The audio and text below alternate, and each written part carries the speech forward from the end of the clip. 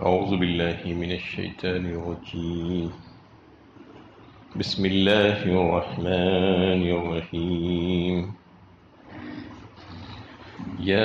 ابت انی اخاف ان یمسک عذاب من الرحمن فتکون للشیطان ولیا۔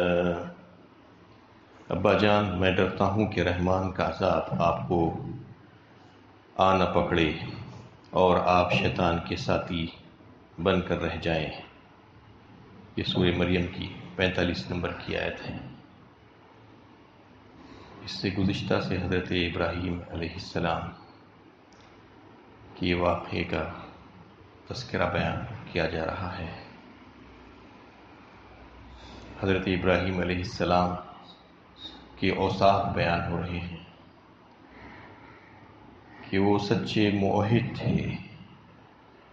اللہ تعالیٰ نے ان کی تعریف فرمائی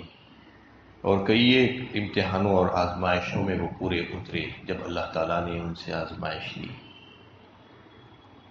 اور فرمایا کہ ابراہیم الذی وفا، ابراہیم نے وفا کی، پورا کیا، جن جن کاموں کے کرنے کا حکم دیا اس کو پورا کر کے دکھلایا۔ ابراہیم علیہ السلام کو اللہ تعالیٰ نے حنیف کہا، ایک سو ہو کر اللہ کی طرف رجوع ہو جانے والا، وہ مشرکوں میں سے نہ تھا کہا۔ ایسے کئی ایک اوصاف اللہ تعالیٰ نے ان کے بیان فرمائے، اور پھر ان کے خاندان اور ان کے والد کے ساتھ جو بات چیت ہوئی اس کا تذکرہ پچھلی آیتوں میں آیا کہ جو بت پرست تھا ان کا خاندان اور ان کے والد، ان کو کس انداز میں، کیسے بہترین انداز میں وہ سمجھا رہے ہیں، کیسے ادب و احترام کا لحاظ کرتے ہوئے باپ کے یا ابتی کہہ کر سمجھایا جا رہا ہے کہ اے میرے ابا، میرے پاس جو علم آیا ہے وہ سچا علم ہے، آپ میرے پیچھے آئیے، میری اتباع کیجیے تو میں آپ کو صحیح راستے کی طرف رہنمائی کروں گا، اور اگر آپ اس راستے سے ہٹ جائیں گے تو اس کا مطلب یہ ہے کہ آپ شیطان کو اپنا دوست بنا رہے ہیں، شیطان تو رحمان کا نافرمان ہے۔ اور اس آیت میں پھر سے انہوں نے مخاطب کرتے ہوئے کہا کہ اے میرے ابا جان، میں ڈرتا ہوں کہ رحمان کا عذاب آپ کو نہ پکڑے۔ مطلب یہ ہے کہ آپ کی کفر و شرک کی پاداش میں کہیں آپ کے اوپر اللہ رحمان کا عذاب نہ آ جائے، چاہے وہ دنیا میں ہو یا آخرت میں۔ ضروری نہیں کہ دنیا ہی میں عذاب آ جائے، کیونکہ یہ دارالعمل ہے، دارالجزا نہیں ہے۔ کئی اوقات میں انسان سرکشی کرتا رہتا ہے لیکن اس کو کہیں سے کوئی پکڑ نہیں ہوتی تو یہ سمجھتا ہے کہ مجھے کوئی دیکھ نہیں رہا ہے، لیکن ایسا نہیں ہے۔ کبھی کبھی اللہ تعالیٰ ایک نمونے کے طور پر یہاں پر عذاب کو بھی بھیجتے ہیں، اور آزمائش کے طور پر بھی لوگوں کے اوپر عذاب آتا ہے، لیکن عذاب کا نہ آنا اس بات کی دلیل نہیں ہے کہ وہ بچ گیا ہے اور لوگوں کی، اللہ کی نظروں سے جو ہے غائب ہے، ایسا نہیں ہے۔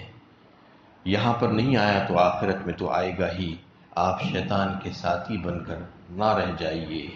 پھر سے انہوں نے اپنے والد کو اس بات کی طرف متوجہ کیا۔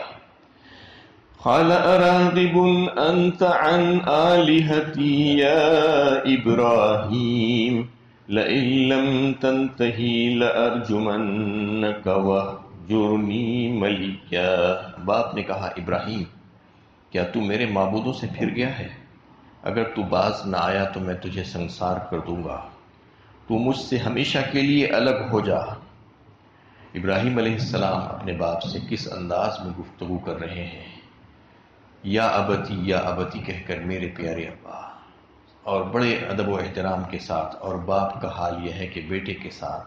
کیسی جو ہے سخت الفاظ میں، سخت لب و لہجے میں بات کر رہے ہیں، یا ابراہیم کہہ کر۔ اور کہا کیا جا رہا ہے کہ تو میرے معبودوں سے اگر پھر گیا ہے تو اس سے باز آ جا، اگر باز نہیں آیا تو میں تجھے سنسار کر کے ہلاک کر دوں گا، یا تو یہاں سے فوراً نکل جا، میری نظروں سے دور ہو جا۔ یہ الفاظ باپ کے ہیں۔ قال سلام علیک ساستغفر لک ربی انہ کان بی حفیا۔ ابراہیم علیہ السلام نے کہا، سلام ہو آپ پر، میں آپ کے لیے اپنے رب سے معافی کی دعا کروں گا اور مجھ پر بڑا مہربان ہے۔ اب ابراہیم علیہ السلام کا کردار دیکھیے کہ باپ کے ان باتوں کے جواب میں انہوں نے کوئی بے ادبی کا مظاہرہ نہیں کیا، بلکہ یہ کہہ رہے ہیں سلام ہے آپ پر۔ سلام ہے کا مطلب یہ وہ سلام نہیں ہے جو ایک مسلمان دوسرے مسلمان کو کرتا ہے، سلام تحیہ جسے کہا جاتا ہے، وہ تو ایک دعا ہے، وہ تو صرف مسلمان ہی کو کی جا سکتی ہے، غیر مسلم کو جو ہے وہ سلام نہیں کیا جا سکتا۔ یہ سلام تو وہ ہے کہ اگر کوئی جاہلانہ گفتگو کر رہا ہے تو اس کا جواب نہیں دیا جا سکتا۔ وَإِذَا خَاطَبَهُمُ الْجَاهِلُونَ قَالُوا سَلَامًا فرمایا سورہ اللہ تعالیٰ نے 19ویں پارے میں اس کا تذکرہ فرمایا کہ اگر کوئی تم سے جاہلانہ گفتگو کرتے ہیں تو تم ان کا جواب مت دو، بلکہ ان کو سلام کہہ کر نکل جاؤ۔ مطلب یہ ہے کہ ہم تم سے الجھتے نہیں۔ سلام علیکم لا نبتغی الجاہلین سورہ قصص 20ویں پارے میں بھی اسی انداز میں فرمایا گیا کہ جاہلوں کا جواب نہیں دیا جاتا، ان سے الجھ کر اپنا وقت خراب نہیں کرنا چاہیے، بلکہ جاہلانہ گفتگو کا جواب یہ ہے کہ ہم آپ سے دوری اختیار کرتے ہیں، آپ اپنی جگہ رہیے اور اپنی بات پر قائم رہیے، ہمیں اس کی پرواہ نہیں ہے، یہ کہہ کر نکل جانا۔ اسی طریقے سے انہوں نے بھی جو ہے باپ کی جاہلانہ باتوں کا جواب نہیں دیا اور کہا کہ قال سلام علیک سأستغفر لک ربی، لیکن اس کے ساتھ ساتھ یہ بھی کہا کہ میں آپ کے لیے اپنے رب سے معافی کی دعا کروں گا، یعنی بخشش اور مغفرت کی دعا میں اپنے رب سے آپ کے لیے کرتا رہوں گا۔ انہ کان بی حفیہ، وہ مجھ پر بڑا مہربان ہے، یہ کہہ کر وہ وہاں سے نکلے۔ اصل میں استغفار اور بخشش اور مغفرت کی دعا کسی کافر کے لیے منع کر دی گئی ہے، اور وہ جو ہے ناجائز ہے کسی بھی کافر کے لیے جس کے تعلق سے یہ پتہ ہو کہ اس کا خاتمہ بالخیر نہیں ہوا ہے اور وہ کفر کی حالت میں مرا ہے، تو پھر اس کے لیے بخشش اور مغفرت کی دعا نہیں کی جا سکتی۔ ما کان للنبی والذین آمنوا ان یستغفروا للمشرکین ولو کانوا اولی قربی من بعد ما تبین لهم انہم اصحاب الجحیم۔ یہ سورہ توبہ 11ویں پارے کی آیت ہے جس میں نبی صلی اللہ علیہ وسلم اور ایمان والے بندوں کو مخاطب کیا گیا ہے۔ یہ اس کا شان نزول میں یہ بات بتائی گئی ہے کہ نبی کریم صلی اللہ علیہ وسلم اپنے عزیز چچا ابو طالب کے انتقال کے وقت جب وہ کفر پر مرے اور انہوں نے کلمہ اسلام نہیں پڑھا تو اللہ تعالیٰ سے یہ وعدہ کیے کہ میں ان کے سامنے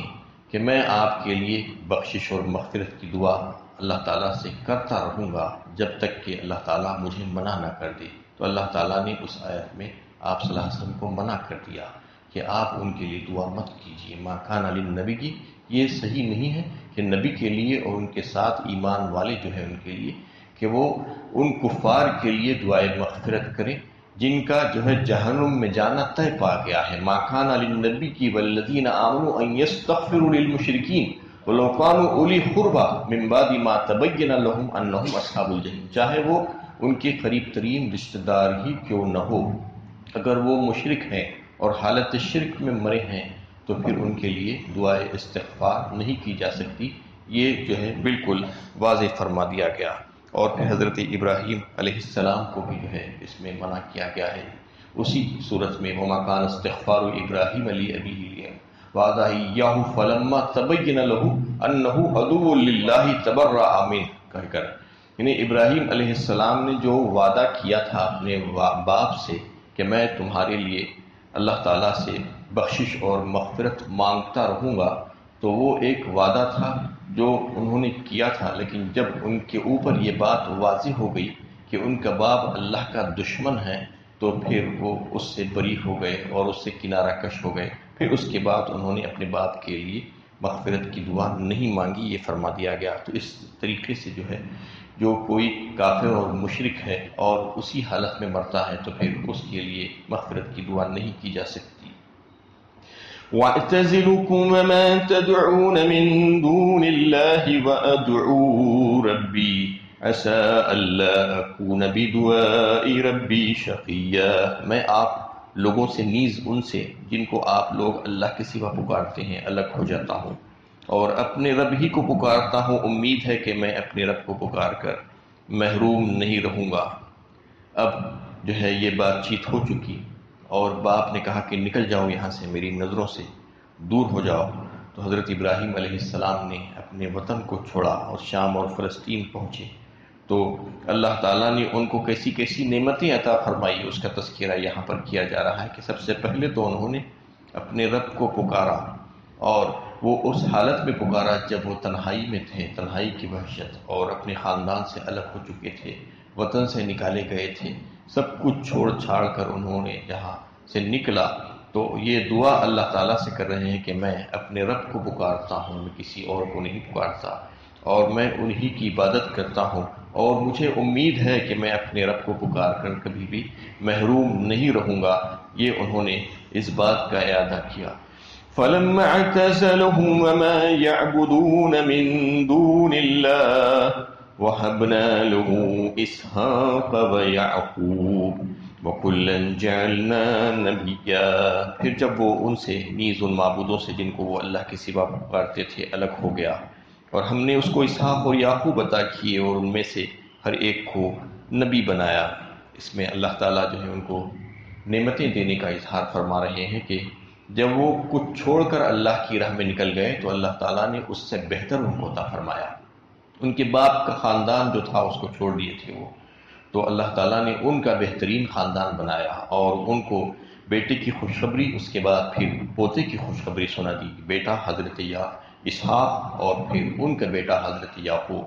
ساتھ ہی یہ بات بتا دی یہ اس وجہ سے کہ اسحاق پیدا ہوں گے، اور پھر اسحاق بڑے ہوں گے، اور پھر ان کو بھی بیٹا ہوگا یعقوب، اور یہ فرما دیا گیا وَكُلًّا جَعَلْنَا نَبِيًّا، اور ان میں سے ہر ایک کو نبی بنایا۔ مطلب یہ ہے کہ ابراہیم علیہ السلام کو ایسی ایسی بہترین نعمتوں سے اللہ تعالیٰ نے نوازا اس کے سلے میں، جو انہوں نے مشقتیں برداشت کی تھی اللہ کی راہ میں، اور جو گھر اور خاندان اور وطن سے نکالے گئے تھے، تو اللہ تعالیٰ نے ان کو یہ ساری نعمتیں عطا فرمائی، اولاد اور مزید اولاد اور مال اور دیگر نعمتوں سے ان کو نوازا گیا۔ الحمدللہ الذی وہب لی علی الکبر اسماعیل و اسحاق ان ربی لسمیع الدعاء۔ سورہ ابراہیم 13 پارے میں جو ہے اس کا تذکرہ ہے کہ انہوں نے شکر ادا کیا ابراہیم علیہ السلام نے اللہ تعالیٰ کا، کہ اللہ کا شکر ہے کہ اس نے مجھے اس بڑھاپے میں اولادوں سے نوازا۔ اسماعیل اور اسحاق کا تذکرہ وہاں پر آیا کہ اللہ تعالیٰ بے شک بہت ہی دعاؤں کے سننے والے ہیں۔ تو یہاں پر بھی اللہ تعالیٰ نے اس کا تذکرہ کیا کہ جب انہوں نے اللہ کی خاطر سب کچھ چھوڑا تو اللہ تعالیٰ نے بھی ان کو جو ہے ایسے ہی نہیں چھوڑا، بلکہ ان کو بہترین اس سے زیادہ اچھی چیزیں عطا فرما دی۔ وَوَهَبْنَا لَهُم مِّن رَّحْمَتِنَا وَجَعَلْنَا لَهُمْ لِسَانَ صِدْقٍ عَلِيًّا، اور ان کو اپنی رحمت سے نوازا اور ان کے لیے سچائی کی زبانیں بلند کر دی۔ اس کا مطلب یہ ہے کہ ایک سورہ شعراء میں بھی ایک دعا آئی ہے ان کی، ربی حب لی حکم وَأَلْحِقْنِی بِالصَّالِحِینَ وَاجْعَل لِی لِسَانَ صِدْقٍ فِی الْآخِرِینَ۔ اس میں جو ہے حضرت ابراہیم علیہ السلام نے اللہ تعالیٰ سے دعا کی تھی کہ اے میرے رب مجھے قوت فیصلہ عطا فرما، اور آئندہ آنے والے لوگوں کی زبانوں پر میرا ذکر خیر جاری فرما دیجیے۔ یہ بہت بڑی بات ہے اور یہ بہت بہترین دعا ہے۔ حضرت ابراہیم علیہ السلام کی وہ دعا قبول ہوئی، اور اس میں اس کا بھی تذکرہ آیا ہے کہ ان کا ذکر جمیل اللہ تعالیٰ نے لوگوں کی زبانوں پر جاری کیا۔ اس کا فائدہ یہ ہوا کہ آپ دیکھتے ہیں کہ ہر مذہب کا ماننے والا، آسمانی مذاہب کے، چاہے وہ یہودی ہو چاہے وہ نصرانی ہو،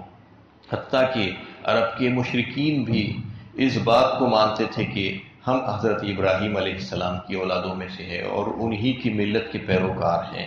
اور ہر ایک اپنا رشتہ ان کے ساتھ جوڑتا، اور ان کی اولاد کا ذکر خیر جو ہے ہر ایک کی زبانوں پر اللہ تعالیٰ نے اس طریقے سے جاری کر دیا کہ ہزاروں سالوں کے گزر جانے کے باوجود بھی لوگ ان کو اچھے اور بہترین انداز میں ادب اور احترام کے ساتھ یاد کرتے ہیں، کوئی ان کے ساتھ کوئی ایسی بات نہیں کہتے۔ تو اس میں اللہ تعالیٰ نے اس نعمت کا بھی تذکرہ کیا کہ ہم نے ان کو سچائی کی زبانیں بلند کر دی، رحمت سے نوازا اور ان کے لیے سچائی کی زبانیں بلند کر دی۔ مطلب یہی ہے کہ ان کا ذکر جو ہے اللہ تعالیٰ نے لوگوں کی زبانوں پر لایا، یہ اللہ کا بہت ہی بڑا انعام ہے جو کسی بندے کو حاصل ہو۔ لوگ چھوٹی شہرت اور ناموری کے پیچھے دوڑتے ہیں، مگر اللہ کے نیک بندے اس سے بالکل بے نیاز ہوتے ہیں۔ اللہ تعالیٰ ان کو ایسا بہترین جو ہے شہرت اور عزت عطا فرماتے ہیں کہ دنیا والے دیکھتے ہی رہ جاتے ہیں۔ اللہ تعالیٰ سے دعا ہے کہ اللہ تعالیٰ ہمیں صحیح علم و عمل کی توفیق عطا فرمائے۔